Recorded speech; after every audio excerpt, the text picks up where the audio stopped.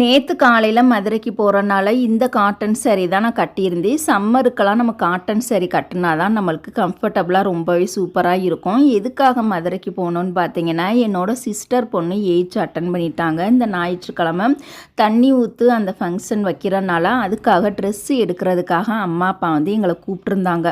நானும் என்னோட பெரியக்கா அம்மா அப்பா 4 பேருமே மதுரை போயிட்டோம். அங்கே போனதுமே பார்த்தீங்கன்னா ஃபஸ்ட்டு வந்து சென்னை சில்க்கு போயிட்டோம். அங்கே தான் பட்டு சாரீ கலெக்ஷன் வந்து நல்லாயிருக்கும் அப்படின்னு சொல்லிட்டு அங்கே மொத்தம் 3 பட்டு சாரீ எடுத்திருந்தோம். அந்த பட்டு சாரியை நான் அடுத்த வீடியோவில் வந்து நான் காமிக்கிறேன். இந்த சென்னை சில்க்குக்கு வரும்போது பூரா எனக்கு ஒரு ஞாபகம் வந்து வந்துக்கிட்டே இருக்கும்.